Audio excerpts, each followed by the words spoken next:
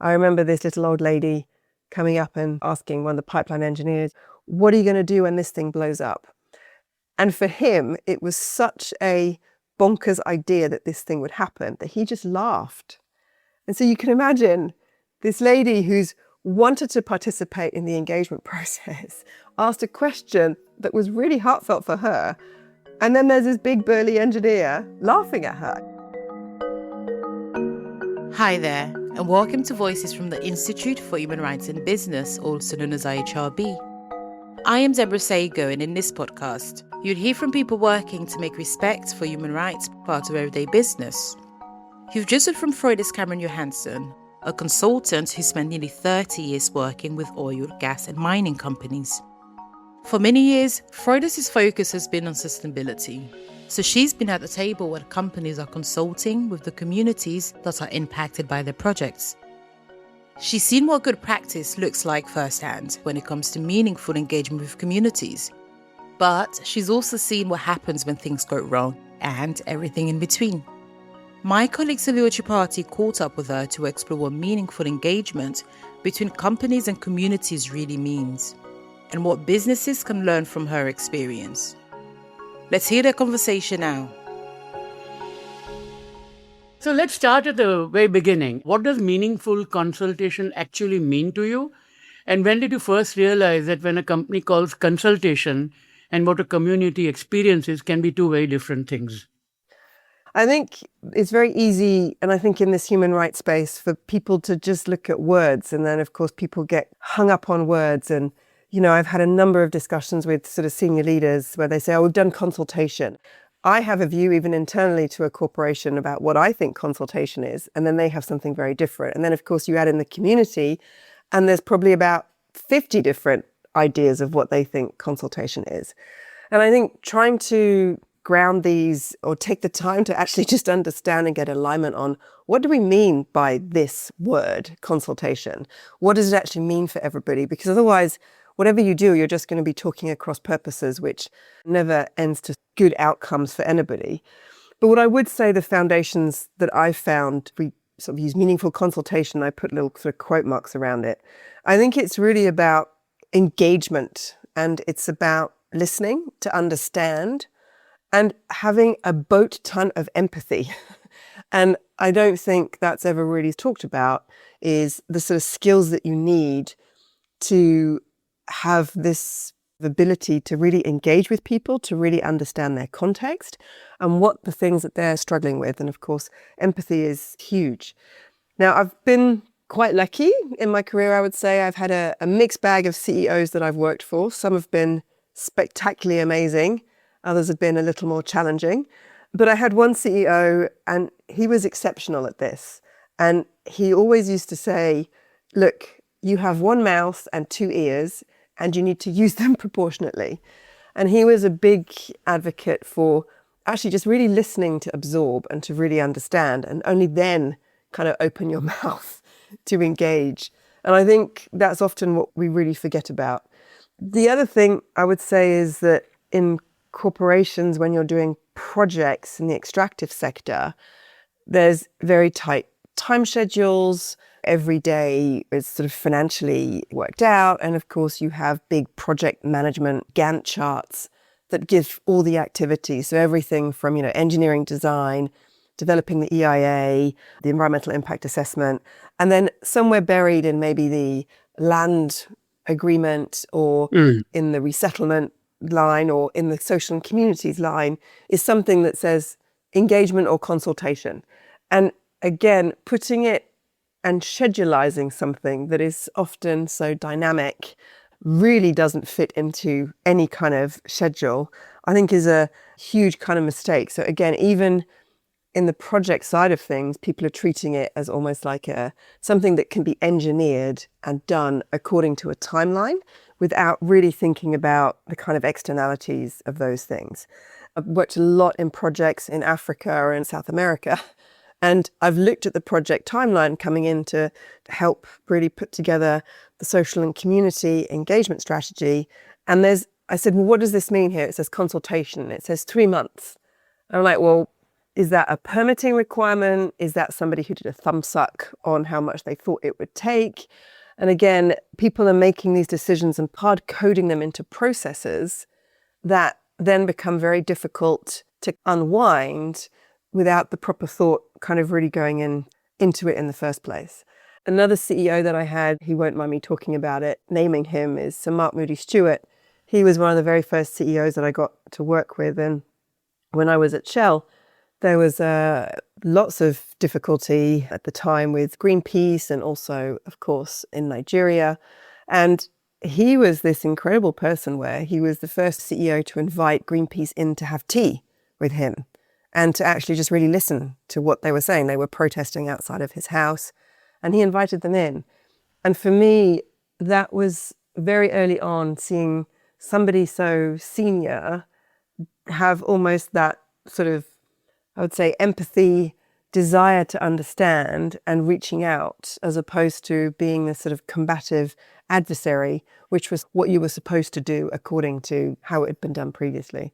Yes, video of that, isn't it? Yeah. Of Sir Mark with the Greenpeace people. I've seen that, yes. And he's, again, he was one of these people who I think just had this deep humility, which is also something I think is really important when you're doing engagement and consultation, is having this sort of humility that you don't know everything. And I think when you don't have those things, you really start off on the wrong foot from the very beginning. And then the final thing I would say is, I've done a lot of exploration where I've been the first boots on the ground in mining and oil and gas. And when I talk to other geologists who've been around the block, they know what it means to do meaningful consultation that people are aligned on, because if they don't, they would very easily and very quickly be run out of town with all sorts of, I would say, encouragement, be it a machete or all sorts of other things. And so, again, if you talk to some exploration geologists, they really understand what these words mean. And actually that meaningful consultation piece is, if the community doesn't feel that they're being respected and engaged with in the right way, then they'll let you know about it.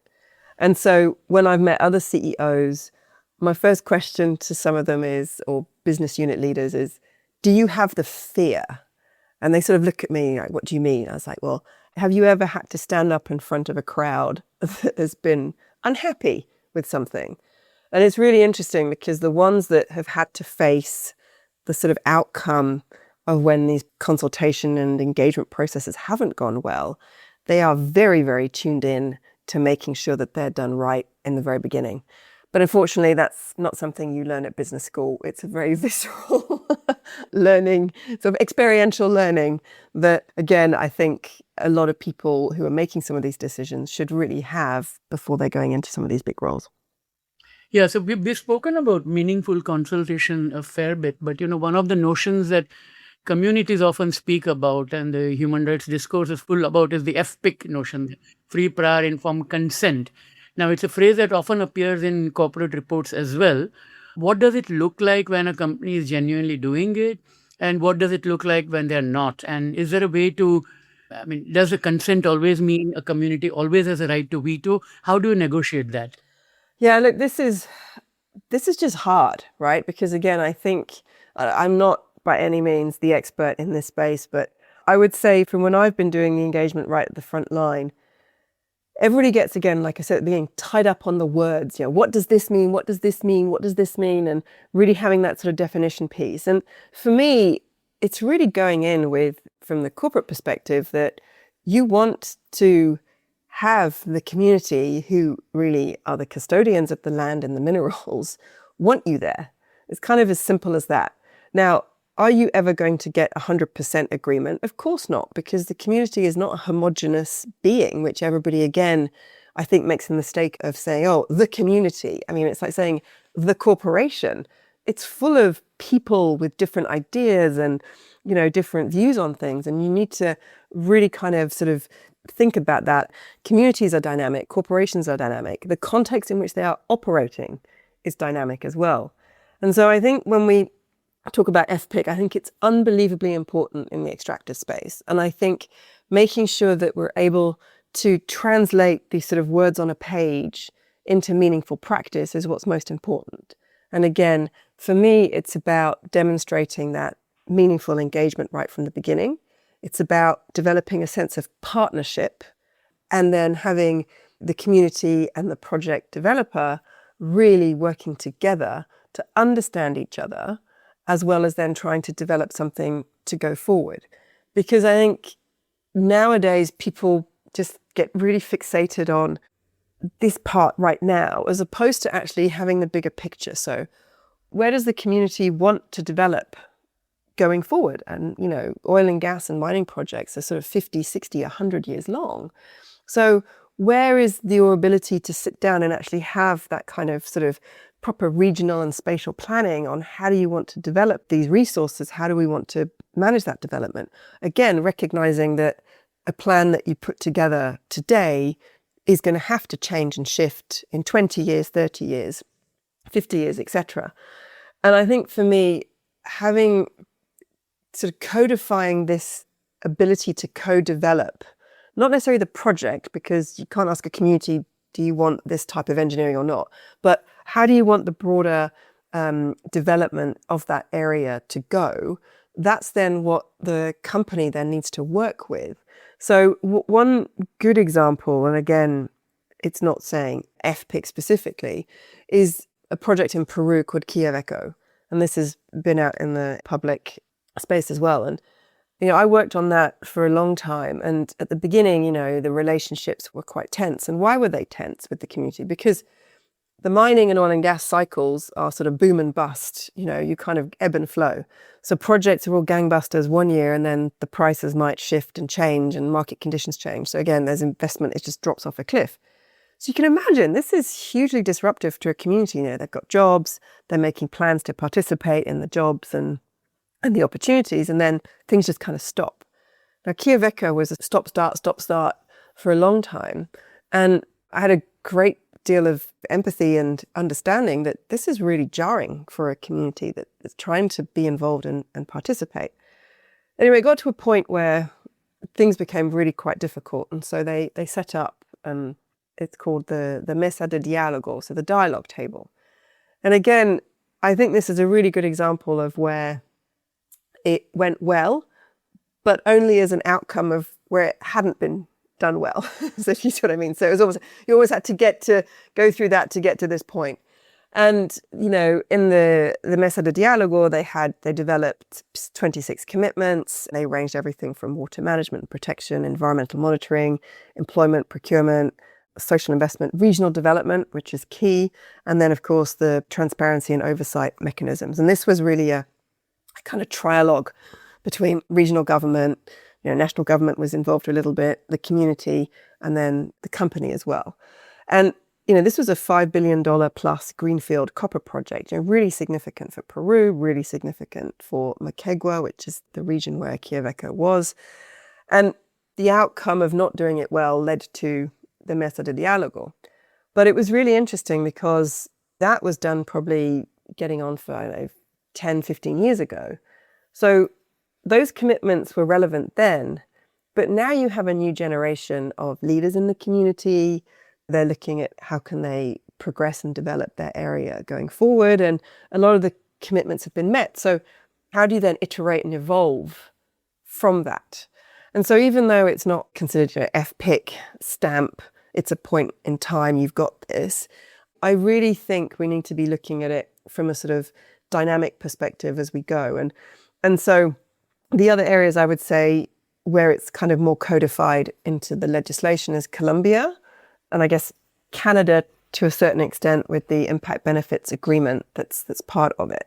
And so I think the more we can codify development partnerships, the more I think people will be able to kind of not be so scared of FPIC as this human rights thing that everybody says, no, it's a veto and we can't allow that. I mean, I've been in projects where if the community don't want you, they'll let you know and they'll set fire to stuff. And so you could have a piece of paper that says, oh, no, you agreed to that. And they'll be like, yeah, whatever. So I think making sure that you set it up in the right way is so important. And then the other thing people get really tied up in knots about is, who is the community? Who are we getting consent from? And again, I think that needs to be agreed as to, who is giving the consent, who is representing, how do you ensure that the voices are being heard? And that's tricky in a whole other space because the community needs to ensure that they've got that representation that works for them. And that's not always clear cut.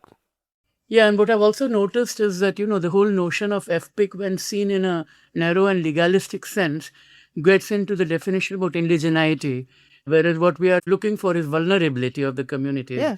And Colombia is a very good example where you could have indigenous communities, but also displaced communities who are also vulnerable, who are in the area, who may not have FPIC rights or indigenous people's rights, but who still remain vulnerable and who there are power equation involved. So someone we both know well, Chris Anderson, who used to be with several mining companies and is an anthropologist, he used to tell me that, you always have to have consent precisely for the kind of thing you warned about, that if the community doesn't like you, it will show you that you don't have consent. And that could be through incidents. And as you know, many companies have learned to their chagrin and peril over the years. Yeah. So thank you. Yeah. And I think that whole point is like, oh no, we got the legal permit, we're good to go. You're like, it's a piece of paper. It doesn't mean anything. And I think in the Latin American context, there is this, they have vernacular now, the licencia social, and they actually talk about social license, which I think is really healthy. And they're really just to call it out. So, have you got the social license? And I know in Colombia, you actually need that licencia social.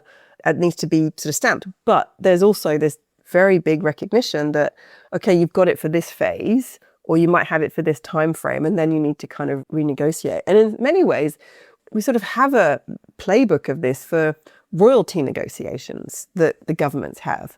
So again, when your permits are up for renewal, the royalty agreements, could we then start codifying some of these community components into the legislation as well? Because if it's seen as another thing you need to maintain and keep, I think there'd be a lot more focus on some of these things. Just like you say, as opposed to, oh no, we've got that, then we don't need to think about it. And then of course, if the community doesn't like you, they'll protest, they'll blockade, they'll do all sorts of things. And then you have to bring in conflict resolution and all of those things. But if you had it more as part of the ongoing maintenance, I think that would make a huge difference as well. Now, consider the scenario that you're in a room where your environmental data, engineering data, everything shows that the project is safe and it's a credible story, but the people simply don't trust the numbers. In such a situation, where do you take that tension within the company? Is there an appetite to hear it? And does it get harder the bigger the company it is? No, that's a great question. I think I'll give you one example from actually a developed world context. I was involved in an LNG terminal development in the liquefied natural gas in New York State. And they wanted to use proven technology that had been used all around the world for a regas terminal. It was floating, so actually it didn't need that physical footprint on land. And in New York, there are all these sort of gas facilities and storage facilities. So again, we sort of thought, okay, well, this will be okay. It's proven technology, et cetera, et cetera. So I remember doing a number of open houses and community meetings where people they just didn't want to hear what I had to say because they're like, oh, this is going to go boom. All they could say was like, this is like, the Hindenburg, there's going to be this massive explosion. They said, we don't want any of these big ships coming in, even though the Long Island Sound is a huge freight corridor. So we were arrogant again on the messaging because we thought, oh, well, this is proven technology, blah, blah, blah. But who knows what proven technology in the LNG market is? Very few people, because it's not something people consume their day with. And so we needed to really sort of pull back and actually really get third-party experts to explain, and also those experts who had that credibility with those specific stakeholders. So I'm very aware that for some stakeholder engagements, I am the wrong person in many different ways. But actually, how do you, again, this goes to this sort of people smart piece. How do you make sure that you've got the right people doing the engagement in the right way? And really being able to find those connections with people so that you can actually engage with each other as opposed to sort of talking like that. And then I think another example is there's a real propensity, especially in mining and oil and gas companies, to just throw data at it. And, if you're doing a community meeting and you have reams and reams of environmental data and you're pointing, going like, see, it's safe, it's safe. That doesn't mean anything. I mean, some of the complex stuff on environmental reports, I don't even know what I'm looking at. I don't know whether the threshold is good or bad or, what's the context. And so I think there needs to be this real recognition of how do you capacitate your audience to understand the information that you're sharing so they can make their own judgments. Now, again, in today's world, damn lies and statistics, people say the same thing about data. So how do you ensure that people trust the data in the first place? And then how do you make sure that they can understand the data? And there was another project that we did in Alaska, actually, where we wanted to release all the information. But again, people didn't know what they were receiving. So how could they make the informed judgment? So again, it was working with stakeholders and experts on how do you interpret this. And of course, everybody has their own expert. But you need to really understand that when you're doing this engagement, that people will use your data for good or for ill. So you can't just say, this is my data and this is why it's good. You also need to make sure that you're understanding what others will be saying about this data as well, and then trying to find that middle ground. And in some cases, you need to just really start again, or you need to get in more meaningful engagement and consultation experts that are going to help people kind of navigate through this.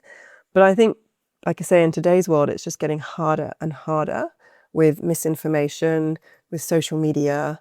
So again, I think people need to find those strategies where they can really come together to understand what is going on so they can then make those informed decisions. And then the other one, just to go back to people on this LNG project, we had a lot of the pipeline engineers and they were great. They knew everything there was to know about pipelines. And I remember this little old lady coming up and asking one of the pipeline engineers, what are you going to do when this thing blows up? And for him, it was such a bonkers idea that this thing would happen that he just laughed. And so you can imagine this lady who's wanted to participate in the engagement process asked a question that was really heartfelt for her. And then there's this big burly engineer laughing at her. I mean, it was just wrong 15 different ways. But again, I think it's about really respecting the people who are doing these engagements and actually making sure they've got the right skills. So it's like me doing pipeline engineering. I could probably work it out, but you don't want me building your pipelines. I don't have the right skill set. So when people are doing these engagements and consultation processes, is really making sure you have the right people with the right skills, with the right capabilities. Yeah. And I think the word you used earlier, empathy, becomes extremely important because that was, I mean, I'm glad you mentioned the old lady in this context because in the consultation process, it's often who tends to get heard and who tends to get missed because communities are not monolithic. And how to navigate that, how to change that, and how to reach out to the voices that are not being heard, that becomes a challenge. And therefore, large companies, it's not a luxury for them, but I think it's almost a necessity for them to have sociologists and anthropologists on their stuff. Oh, 100%. And I had this great woman who worked with me, and she was an anthropologist. And we were doing some work in Papua New Guinea, actually, in the highlands. And she couldn't wait to go out. She was Colombian herself. She couldn't wait to get out there. And she actually did one of the first sort of human rights impact assessments for an exploration project there. She was just loving it. But the insights that she was able to bring back with her professional training and the fact that she lived out there for 3 months, it was just incredible. But again, the organization almost was like, well, can we still fit this into our 6 months timeline or not? As opposed to, I've just given you this wealth of insight on how to navigate this. And they're like, yeah, whatever. Can we just tick this box on our Gantt chart to move on? And I think the other thing, to your point, exactly on vulnerable groups, I've really struggled with this in my career because I come in with my own sort of Western mindset prejudice on who's vulnerable, who's not vulnerable, and how we need to engage with them. But really being mindful of the community structure, the social fabric, and how do you actually go about engaging with them in a way that's going to be respectful of the kind of context in where you are. So for example, in PNG and the community we were working with, women ran the show, but they weren't allowed a voice. And so again, how do we say, we need to bring the woman's voice in? But then you're undermining the authority structure that's been there. And so again, it's just thinking of different strategies to engage to get the insights while making sure that you're not... Again, John Ruggie comes to mind. He used to say, right, let not the perfect be the enemy of good. No, totally. And there might be suboptimal and sub-equilibrium solutions which might work very well. And I think also a lot of this stuff, I realize this probably a bit too late, but a bit to your point, it's like, this stuff is messy. You are dealing with people, you are dealing with different perspectives, you're dealing with emotions, you're dealing with politics, small p, big P. I mean, this stuff is like hardcore messy. And for sort of structured engineering brains that we work with, it's like, wow, does not compute. Yeah. Can you tell us about a time when the community pushback genuinely changed what the company did for the better? Yeah, so I think Peru was the Quellaveco project. So again, I think the sort of impasse that the company got to with, in the early stages really then made a massive difference. So for example, there was a river that had to be diverted. At huge extra cost, this river was diverted. And then there's been really substantial water quality monitoring because, again, this is another good point, actually, example of where the data was like, here is the data. It proves that this water is fine. But the community is like, yeah, we don't believe you. And so again, establishing the river diversion. And of course, when the mine closes, you have to put everything back. And then also that water quality monitoring that was much further downstream was instigated as well. So I think there is definitely real examples of where, communities push back and they have affected change. I mean, another one I've worked in Finland, for example, the most economic mine plan would be open pit, where you sort of just dig a big hole effectively. But actually, there's no way the community, the government would stand for that. So even though on paper, the engineering solution, this is the best one, actually, that's fine, good for you, but we need to really put the engineering solution into the context and the reality to which we need to be operating in. I think there's lots of examples in exploration projects in Colombia. One thing that stands out was we had really good relationships with the community. They were great. But because we're in Colombia at a time where you needed to have the military with you to make sure, you were going into areas that they would approved, the community said, hey, we really like you, but because you guys need to bring the military in, we're not so keen. And we were like, oh, okay. And so literally we had to give up the work there because they were like, yeah, we really want you to stay and do some more exploration, but we just can't have the military running around. It's kind of cramping our style. So we were like, oh, okay, fine. And of course, at exploration projects, it's very easy to walk away because your investment is much, much smaller.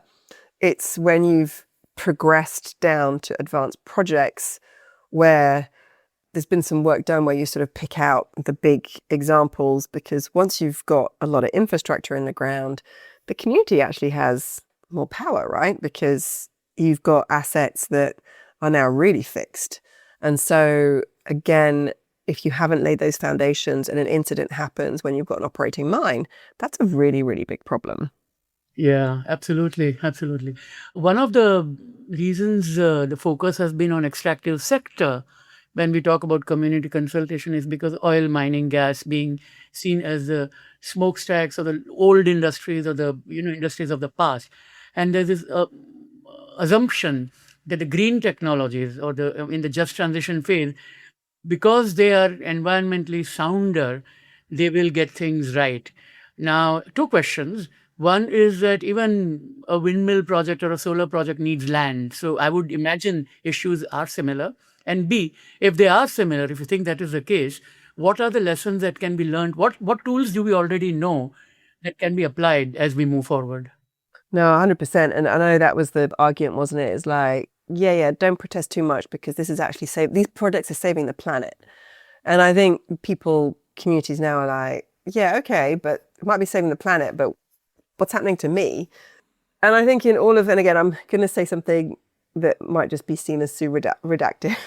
But in all of my years of engaging with different communities, this is globally, I find three things in common. So the first thing is when you're developing projects is what's in it for me? So, what opportunities do I get? Because that's what people generally worry about. What are you going to do to the water that I drink and the air that I breathe? And then what's going to be left for my kids? So again, I'm being very simplistic, but a lot of things are variations of those three things. And if you think about it, these are things that you as a person would be wanting to ask for. And I think the big lessons that I really hope the renewable sector is really taking in is that, look, don't make assumptions because you'll trip over at the first fence. You're kind of, I say, bulldozing your way in, but not with physical bulldozers, but if you say, oh, the government signed this off, people will find ways to sabotage projects if they don't want it, regardless of what permits are there. So I think the big lessons I hope that the project developers, especially in the renewable spaces, because we really need them, is making sure that you really take the time and plan out your engagement and consultation. Be really, really clear on the benefits and make sure that those are really, really understood. And I don't just mean, save the planet, but actually what's in it for these people? What are the impacts that are going to be there, and making sure they understand those? And then what is going to be left for the future generations as well? And I think that discussion on benefits is another one that for sort of 30 years, a lot of extractive been like, oh, there's loads of benefits. Why are they so grumpy? It's like, oh, well, benefits is subjective, right? So you may think we're paying taxes and creating jobs, but that deal is not what communities see as sufficient anymore, because taxes get paid at a national level and the trickle-down effect can sometimes be quite precarious. And then the jobs piece is, well, what are those jobs going forward? Are they high-paying jobs? Are they cleaning jobs? How do you capacitate people to participate in the jobs? I still remember on one project, they said, okay, we're going to have local content of 1,000 jobs locally. But they didn't do anything to engage the community to capacitate local businesses to participate in those procurement opportunities by building up their HSE capabilities, their sanitation capabilities. They were, doing food and beveraging. So again, they couldn't understand why the community was annoyed, because they said, oh, we've offered you 1,000 jobs. But if you're not having that support to kind of uplift, to enable that participation, you've got that kind of problem. So I think making sure that you take time, you've got the right people, you really have a clear articulation of the benefits. And again, not just projecting onto the communities what you think the benefits are, actually, what do they want out of these things? I remember operating in West Africa, and companies like 30 years ago, they're like, oh yeah, no, you want a hospital, Salil. Your community wants a hospital. So nobody said anything. And so this big hospital was built, and then nobody could understand why there's no doctors, there's no medication, and 4 years later, the building is falling down. Because again, it wasn't done in partnership with the government, who had to provide doctors. The community actually didn't really want to go to Western Hospital anyway. So it was all these white elephants floating around because people projected what they thought people needed. And then this really goes back to that collaborative planning piece on how do you want to develop your community with this infrastructure and these resources that you have, so that you can really participate in those benefits. Fascinating as always. Thank you so much, Froydis. And I hope there's a book coming out encompassing all your experiences. I think it's necessary because there's so much to learn. Thank you always, and all the best. Yeah. Thanks so much, Salil. Appreciate it. Thanks to my colleague Salil Tripathi and to Froydis Cameron-Johansson for that enlightening conversation. And thank you for listening to this episode of Voices, which is brought to you from the Institute for Human Rights in Business. Until next time, be sure to share and follow this podcast, that way you will never miss an episode. And if you'd like to find out more about the work that we do at IHRB, then head to ihrb.org.